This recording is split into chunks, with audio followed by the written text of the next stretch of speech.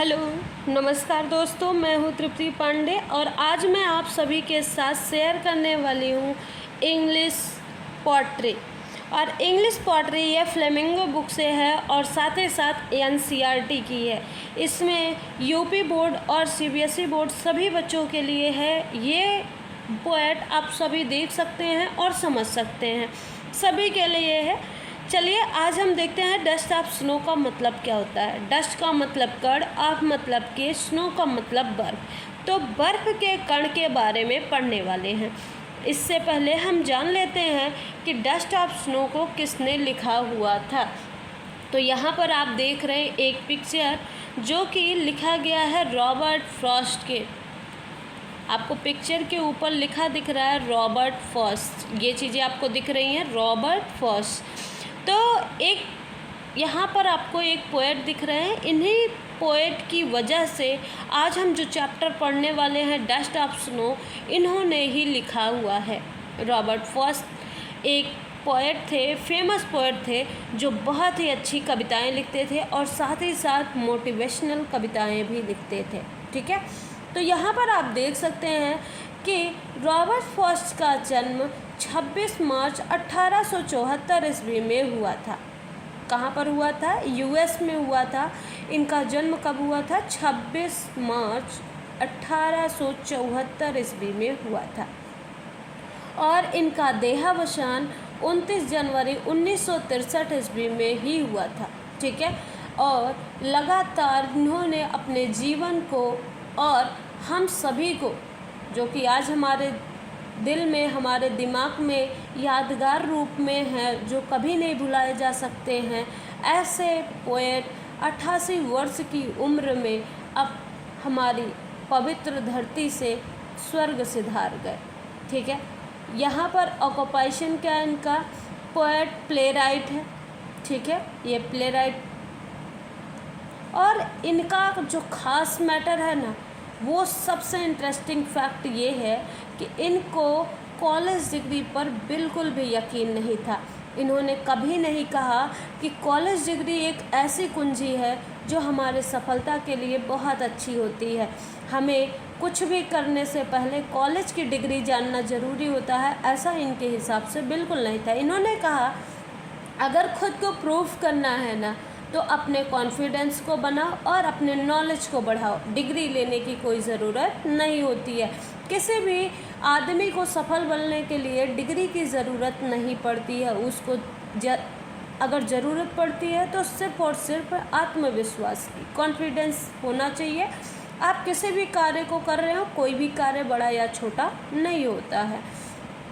और इन्हें इनकी बहुत अच्छी कविताएं लिखने के बाद जब ये पब्लिश हुई, इसके बाद इन्हें बहुत सारे अवार्ड्स भी मिले, जिसमें से इन्हें कांग्रेसनल गोल्ड मेडल भी मिला हुआ था। ठीक है, यहाँ पर देखिएगा इनके कितने बच्चे थे? 6 चिल्ड्रन थे। इनके 6 बच्चे थे। रॉबर्ट फ्रॉस्ट जी के 6 बच्चे थे। आइए अब हम लेसन पर चलते हैं, जिस लेसन का नाम है डस्ट ऑफ स्नो, जो कि रचा गया है या बताया गया है रॉबर्ट फ्रॉस्ट के द्वारा।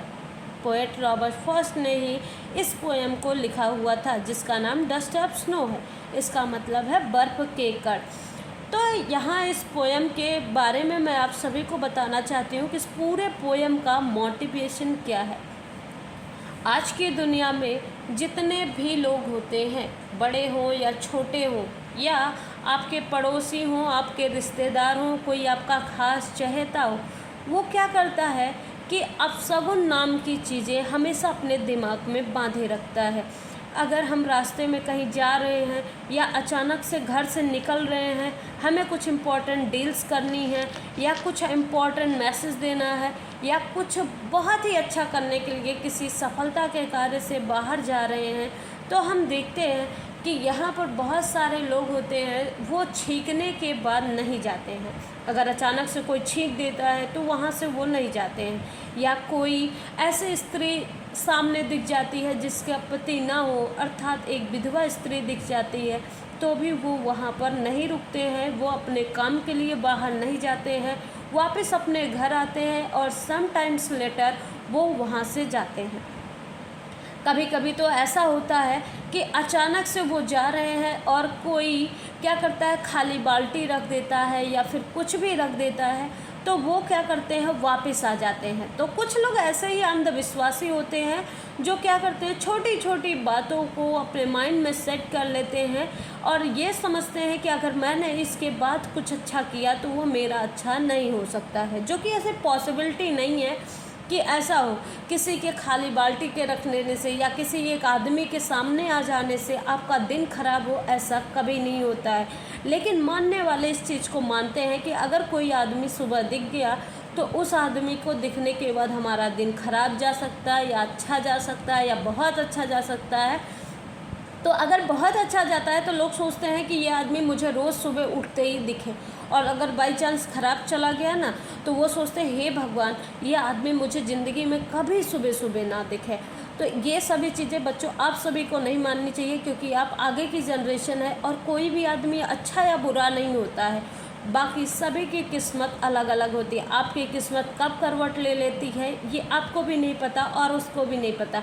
इसलिए किसी भी अंधविश्वास में मत पड़िए, क्योंकि अंधविश्वास एक ऐसी बला है जो आपको डुबा देती है।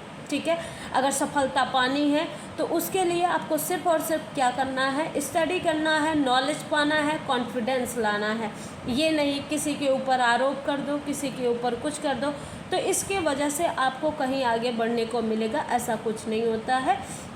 चलिए अब हम देखते हैं, इस चीज़ को मैं अपने हिसाब से नहीं बता रही हूँ बल्कि रॉबर्ट फॉस्ट ने भी यही कहा हुआ है कि कोई भी चीज़ हमारे लिए ख़राब नहीं होता है।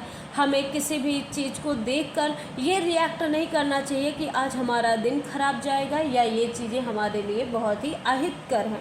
ठीक है, तो इसमें आपको दिख रहा है कि डस्ट ऑफ स्नो किसके द्वारा लिखा गया है, रॉबर्ट फॉस्ट से। आपसे 1 नंबर का क्वेश्चन पूछा जाता है, who is poet of this poem, या who is poet of Dust of Snow poem. तो वहाँ पर आपको आंसर देना है बाय रॉबर्ट फॉस्ट के द्वारा। ठीक है, पोएट रॉबर्ट फॉस्ट ने ही इस कविता को लिखा हुआ है। ठीक है, तो यहाँ कविता के पहली लाइन में आप ध्यान से देखिएगा क्या लिखा है, the way crow shook down on me the dust of snow from a hemlock tree. The bay crow, सबसे पहले आप सभी अक्षर की मीनिंग देख लीजिए। यहाँ पर जो द यूज़ हुआ है, द एक आर्टिकल के रूप में यूज़ हुआ है। वे का मतलब रास्ता होता है, पथ भी कह सकते हैं, मार्ग भी कह सकते हैं। ए माने एक, क्रो माने कौआ। रास्ते में एक कौआ होता है जो कि सुक मतलब हिलाना, डाउन का मतलब नीचे, ऑन मतलब पर, मी माने मुझ पर, द डस्ट माने कण, ऑफ माने के, स्नो मतलब बर्फ के, फ्रॉम माने से, ए मतलब एक, हेमलॉक ट्री का मतलब होता है धतूरे का वृक्ष या एक स्पेशल प्लांट ट्री होता है। कुछ कुछ बुकों में हेमलॉक ट्री का मतलब धतूरे का पेड़ ही लिखा गया है। ठीक है, तो चलिए हम सेंटेंस को कम्प्लीटली पढ़ लेते हैं, देखते हैं क्या लिखा हुआ है। तो ये कहता है कि रास्ते में एक कौआ होता है। इस पोएम के जरिए हमें क्या पता चलता है, हमारे पोएट ने बताया है, कवि ने कहा है कि रास्ते में एक कौआ होता है जो एक हेमलॉक ट्री के ऊपर बैठा हुआ है। रास्ते में एक कौआ होता है जो वृक्ष के ऊपर बैठा हुआ था। तो कवि क्या कहते हैं कि इसमें एक कौवे के बारे में उन्होंने बताया हुआ है। तो यहाँ शुरू से हम देख लेते हैं कि एक कवि होते हैं जो अपने घर से किसी कारणवश बाहर निकलते हैं और बाहर निकलने के बाद वो देखते हैं कि रास्ते में एक कौआ है जो हेमलॉक ट्री के ऊपर बैठा हुआ है। रास्ते में एक कौआ जो धतूरे के वृक्ष के ऊपर बैठा हुआ था। जैसे ही कवि धतूरे के वृक्ष के नीचे बैठते हैं या पहुंचते हैं, वैसे ही वो कौआ क्या करता है, उस वृक्ष की शाखाओं को हिलाकर संपूर्ण बर्फ के कणों को उन पर गिरा देता है। यहाँ बर्फ के कणों का सेंस ये है कि जब भी बारिश होती है तो कुछ बारिश की बूंदें पेड़ की शाखाओं पर अटकी रहती हैं या लगी रहती हैं, और समटाइम्स लेटर जब हवा आता है तो वो क्या होती हैं, धीरे धीरे करके गिर जाती हैं। कुछ ऐसे ही बातें इनके साथ भी हुई थी, कुछ ऐसी घटनाएं ही घटित हुई थी कि कभी जब घर से बाहर निकल रहे थे तो रास्ते में एक कौवा था जो कि धतूरे के वृक्ष के ऊपर बैठा हुआ था। जैसे ही कभी उस वृक्ष के नीचे पहुंचते हैं, वो कौवा क्या करता है, सारे बर्फ़ के कणों को गिराकर, हिलाकर, शाखाओं को हिलाकर कवि के ऊपर गिरा देता है। तो अब देखो, कभी अब पता नहीं घर से अच्छे खासे मूड में निकले थे या गुस्से में निकले थे, क्या पता पत्नी से झगड़ा करके निकले हो, या क्या पता बहुत ही अच्छे मूड से निकले हुए हों। तो ये आगे की लाइन में हमें पता चलेगा कि क्या हुआ था। जैसे हम लोग भी सोचते हैं ना कि अगर कौवा जो है बोल रहा है तो इसका मतलब मामा जी आने वाले हैं, या फिर हो सकता है कोई अच्छा अजनबी आने वाला है आज हमारे घर। तो वैसा ही कुछ खासियत इनके साथ भी हुआ है। कौवे को कुछ लोग अपशगुन, तो कुछ लोग क्या करते हैं, बहुत ही सगुन वाला मानते हैं। यहाँ पर पोएट के जरिए हमें ये पता चल रहा है कि यहाँ पर एक कौवा होता है जो वृक्ष के ऊपर बैठा हुआ होता है और शाखाओं को हिलाकर उसमें लगे पानी की बूंदें या बर्फ़ के कणों को पोएट के ऊपर गिरा देता है। अब पोएट भैया घर से निकले हुए थे। Has given my heart a change of mood and save some part of a day I had rued. Has given my heart, इन्होंने कहा हैज़ यहाँ पर जब पहले भी यूज होता है किसी भी सेंटेंस में, जब हेल्पिंग वर्ब पहले यूज होती है तो उसका मतलब वहाँ क्या से सेंस हो जाता है। या फिर आप कह सकते हैं कि जब लास्ट में क्वेश्चन मार्क का साइन लगा रहता है एंड देन आगे आपका हेल्पिंग वर्ब लगा होता है, तब वहाँ पर क्या होता है, क्वेश्चन वर्ड यूज़ होता है। लेकिन यहाँ पर ऐसा कुछ नहीं लिखा है एंड लास्ट में फुल स्टॉप लगा है, तो इसका मतलब हैज का यहाँ क्या से नहीं है, यहाँ पास की चीज़ों के लिए भी दिया जाता है has. Has given my heart, उन्होंने दिया, गिवन का मतलब दिया, माई मतलब मेरे, हार्ट मतलब हृदय या दिल को।